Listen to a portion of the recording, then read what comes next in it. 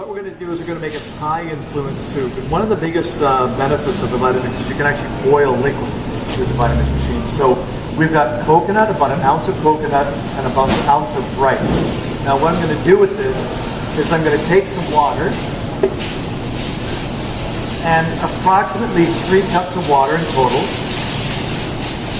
Something like that. And you can see this is hotter water.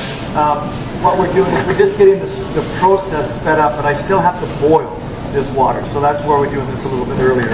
And we're going to turn it on. That's what it sounds like. And actually, I'll just leave that running.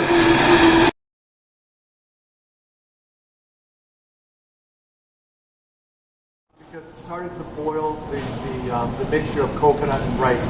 And that time that it took to do that actually allowed us to make a smoothie, which, what did it feel like, about 3 or 4 minutes? So I'm just going to turn this on again to show you the steam coming out of this. And what I had it here is I had it in this chamber and it was starting to steam that up. Now in reality, I'll just take this out of here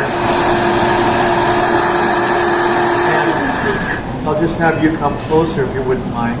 And we'll, if you can look in there, you can actually see lots and lots of steam, but it was actually boiling there for a bit. Now this is a combination of boiled coconut and boiled rice, and this was raw rice initially. Now this is a Thai influenced soup, and I kind of have gotten the rest of the ingredients. So we're looking at coconut and lime juice. Now why not put the lime in? I mean, what's wrong with the lime skin? Makes the juice, makes the soup very bitter. It's the only time I don't put it in. I put it in the juice because it was cold, but we didn't put it in here. A nice good sized piece of ginger, that'll wake you up. Some garlic, you don't have to peel that. This is an organic vegetable-based bouillon cube. You can use salt if you want. I'm using a bit of celerac, which is the celery root. It's actually the base of that celery plant, not regular celery.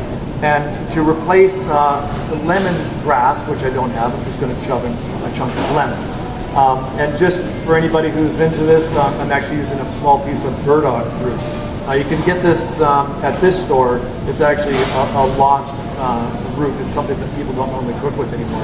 It's kind of got a flavor of a sort of a non-sweet version of a parsnip. That's basically what it is. And if you've ever gotten those burrs on your arm, pull the roots out of those things in retaliation and eat them. That's the root that's still very popular in Japanese cooking. And we're just going to use that in here. Now we're going to continue mixing this. Oops, hold on. I want to put in a little bit more. I want to put in a bit of celery, some regular celery, right? Just a little bit. A little bit of onion, right? These are just spring onions. It could be spring onions. An extremely small amount of cabbage because that's all we have left here right now. And just turn it on. I'm just going to let that mix for just a couple more seconds. It takes about 20 seconds. I didn't want to boil those ingredients. I just wanted them to be heated up.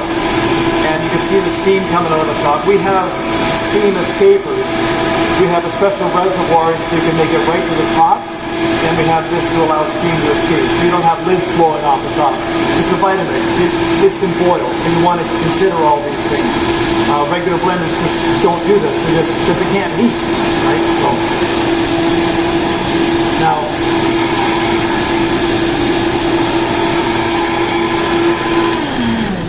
that's all the time it takes to actually liquefy anything. The other time that I had, and I shut the video off for that reason, was just so we can allow this to boil. Now, we're going to finish this off with some fresh basil pesto. We're going to finish this off with some spinach, and we're going to take some onion.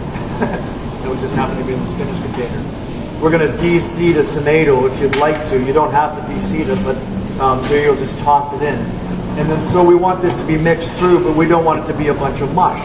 That's why we put it at the end, because the Vitamix is not only the fastest blender on the market at 37,000 RPM when it doesn't have a motor, like when it doesn't have a load on it, and it's also the slowest. It goes 1,000 RPM. It's so slow that you can stir faster than this, and you can pulse it while you're running it as well. So if the tomato's not getting chopped up, if it's doing the little higgly-jiggly because the tomato's going for a ride, the best way to get the kid off the merry-go-round when you're at home is you just run faster, it spins the kid off, right? Or you can. Sorry, it just reminds me of when I fell off a merry-go-round. Somebody got me off of it once when I was a kid. So anyway, that is a Thai influence soup. I call it influence because I'm not from Thailand or anything like that. I'm more from Ireland, Thailand. So I jokingly call this my plaid Thai soup. And it's a very nice soup. And as you can see, if you wouldn't mind coming in closer, Mr. Cameraman, that those pieces are not all chopped up. You know, that's exactly it. And those are very soft pieces. They could easily be annihilated if you went too fast. And so that's what we want. So what we've done here is we made a smoothie in the interim that had cherries and grapes and things like that. This is a wonderful soup. But remember, the whole thing about at the beginning is we were boiling the rice and boiling the coconut initially. That makes a completely different consistency. That makes an amazing base. You don't have to boil them, but I noticed it does change those. I didn't want to boil the other ingredients. We want those to be in their natural state. So there's a plaid Thai soup.